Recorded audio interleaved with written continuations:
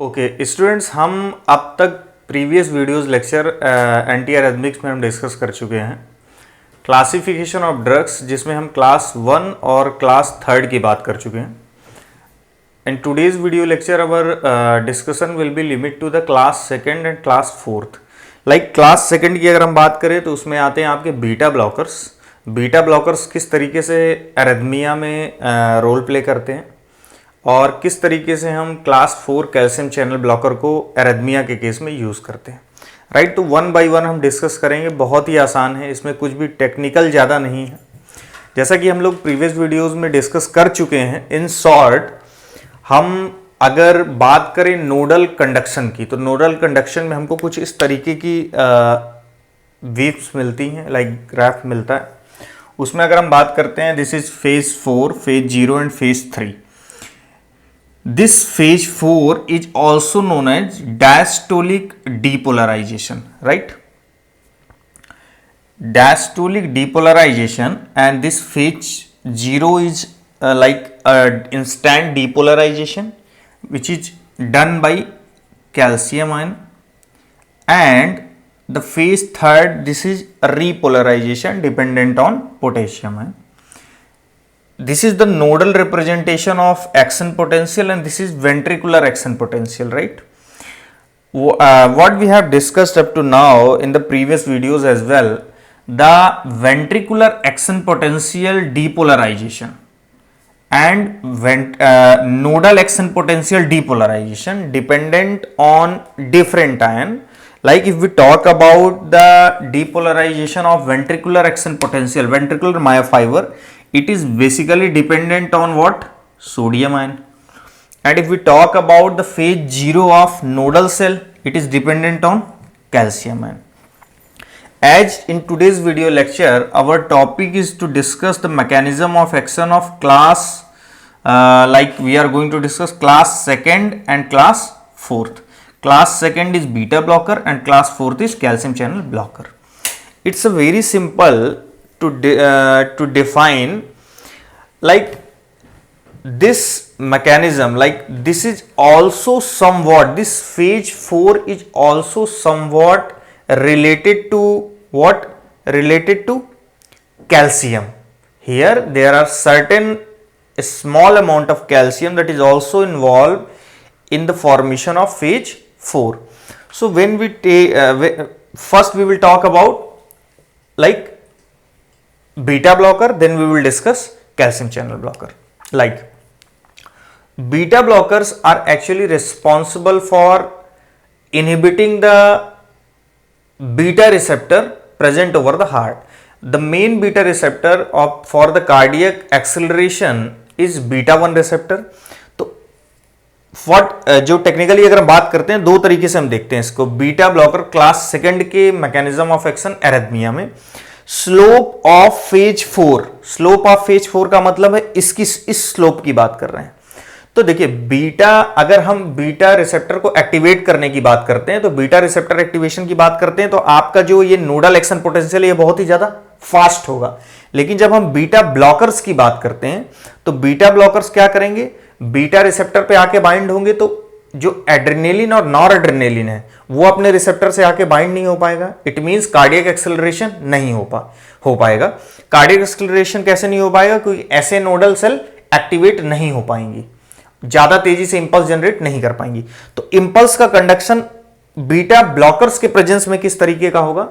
यहां पर जो फेज 4 है, ये फेज 4 का जो स्लोप है वो डिक्रीज हो जाएगा। अगर हम इस तरफ करते हैं, इट मीन स्लोप इंक्रीज हो रहा है, तो स्लोप हमारा किस डायरेक्शन में चला जाएगा? इस डायरेक्शन में। स्लोप इसके कंपैरिजन में ये क्या हो गया? डिक्रीज हो गया। अब हमको कुछ इस तरीके की इंपल्स मिलेगी, राइट? अब स्लोप यहां पे फिर डिक्रीज हो चुका है ये। तो जहां पर हमको कितनी एक्शन पोटेंशियल मिल रहे थे? 3 एक्शन पोटेंशियल, अब हमको कितने मिल रहे हैं? 2 एक्शन पोटेंशियल। तो ओवर आपकी रेट क्या हो गया? डिक्रीज हो गया। किसका? नोडल टिश्यू का। ऐसे नोडल स्पेशली की हम बात कर रहे हैं। अगर हम एवी नोड की बात करें, तो एवी नोड में भी ये क्या करते हैं? कंडक्शन को स्लो करते हैं। तो दो तरीके से हम इसको देखते हैं कि ये इसकी जो मैकेनिस्टिक अप्रोच है कि ये बीटा ब्लॉकर्स किस तरीके के एक्शन को दे रहे हैं, तो अगर हम बीटा एगोनिस्ट की बात करें तो ओवरऑल वो साइटोसोल में कैल्शियम के लेवल को बढ़ा के इस एक्शन को देते हैं, फास्ट एक्शन पोटेंशियल को। तो इसीलिए हम कह सकते हैं कि मैकेनिस्टिक अप्रोच में बीटा ब्लॉकर किस तरीके से देते हैं, मॉलिक्यूलर मैकेनिज्म, कैल्साइक्लिक एम्पी के लेवल को डिक्रीज करते हैं और कैल्शियम के लेवल को डिक्रीज करते हैं, जिसकी वजह से इसका स्लोप क्या होता है, डिक्रीज हो जाता है और रेट क्या हो जाता है, कम हो जाता है।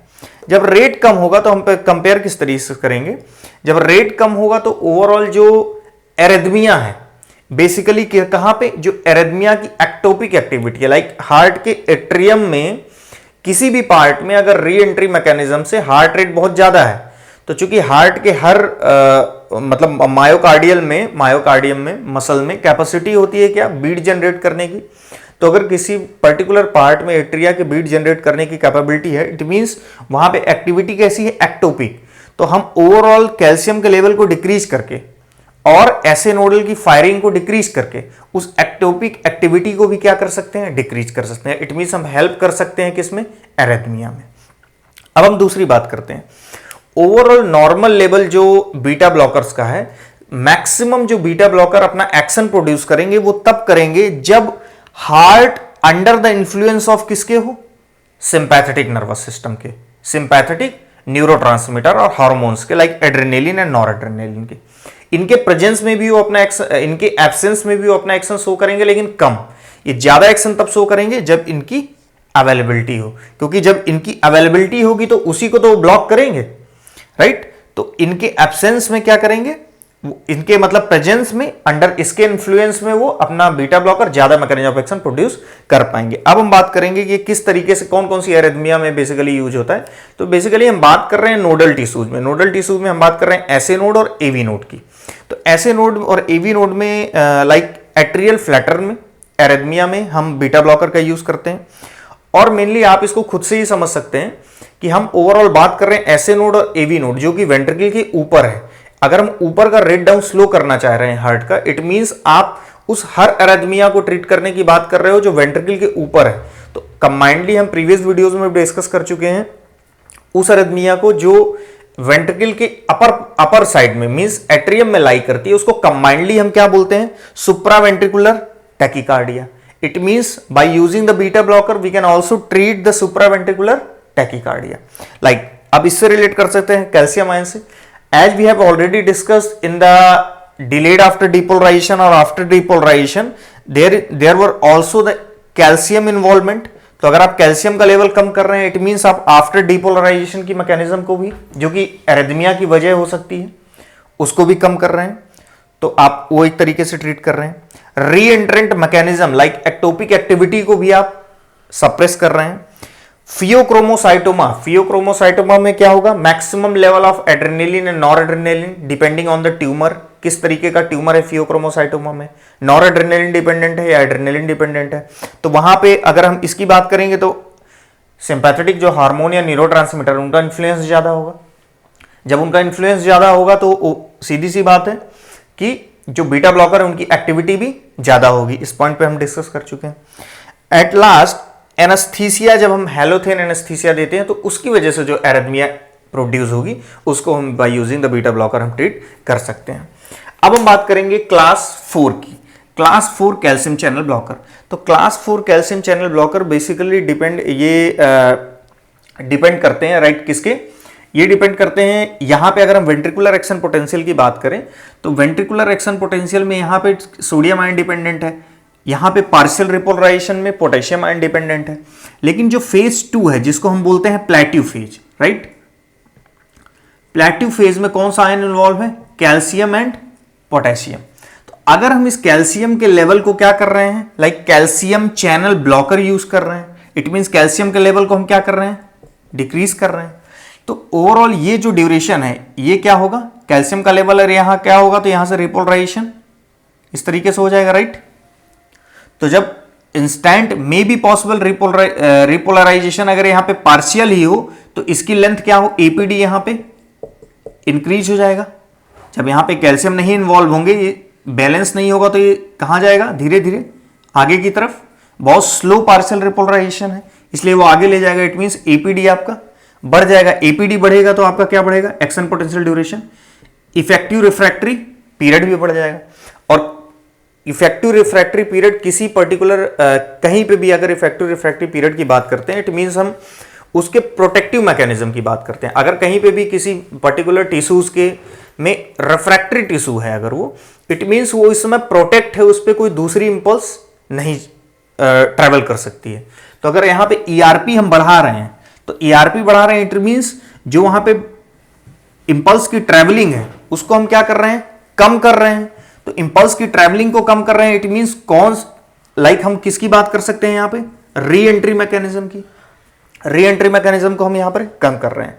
तो ओवरऑल देखने की बात है कि इसमें calcium channel blocker basically block करते हैं voltage dependent, like voltage dependent L type of calcium channel को, और ये स्लो करते हैं कंडक्शन किसका, एसए नोड और एवी नोड का। एसए नोड एवी नोड का कंडक्शन कैसे स्लो करते हैं, जब आप इस कैल्शियम, चूंकि एसए नोड का जो डिपोलराइजेशन डिपेंडेंट है किसका, कैल्शियम का, कैल्शियम की अवेलेबिलिटी कम करेंगे तो ये जो इंस्टेंट बन रहा है ये किस तरीके से बनेगा, स्लो बनेगा। जब स्लो बनेगा तो ओवरऑल रेट यहां पे क्या हो जाएगा, कम हो जाएगा। तो ऊपर से एट्रियम से जो नोडल टिश्यूज हैं वो भी रेट को कम कर रहे हैं, प्लस वेंट्रिकल के साइटोसॉल में हम कैल्शियम का लेवल क्या कर रहे हैं, डिक्रीज कर रहे हैं। तो फोर्सफुली कॉन्ट्रैक्शन भी नहीं होगा, राइट।